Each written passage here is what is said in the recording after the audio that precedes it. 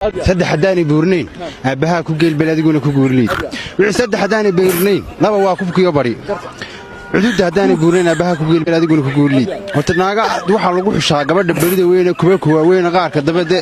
dhaha baaqada taasade lagu xushaa moogta saddex sababood baa lagu jeclaado marka koobaad waxa weeye waa soo jiidashay leedahay markii qac ishu waa qabanaysaa marka labaadna dareen bay ku gelinaysaa waa ahmad markiiba jiiraca ku rooraysa marka saddexaadna waa raaxo oo waxaan ku waxa weeye waa isbiriinka keenaya fresh ma baahnid macalboorka la galgalanaysaa ta kale qalalan waa qadiifadaba ka soo kici mayso labada biskood rugag baa ku mulxayaba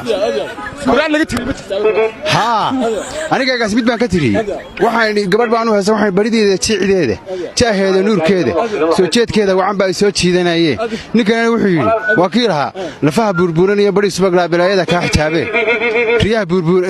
bari subagla wan bari la bilaayada ka xijaabe lafaha burburan riyaha bilaayo mid labaad dumarka barida la inay raaxada wacayn dadkoo dhan baa ka marxaati amaana ku wanaagsaneen raaxada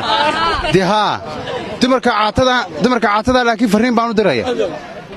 anigu labadaba waa tijaabiyey tacaatada ma aragta waa kula degaysaa gebigaaga waxba kama noolaanaysid una hamadoon maysid tabarida laman allah markaad aragtaba waxaanku baa lagu kacayaade marka waxaan leeyahay anigu hadeerba afar baan rabaa bari waaweyn aan guursado caatada bilaa baridan waxaan leeyahay hadeerba ha iman hadday ii timaado bartaasan ka calaamadinaya naag buuranaya haddaad ii timaado meel alla meesha doontaan ku geynaya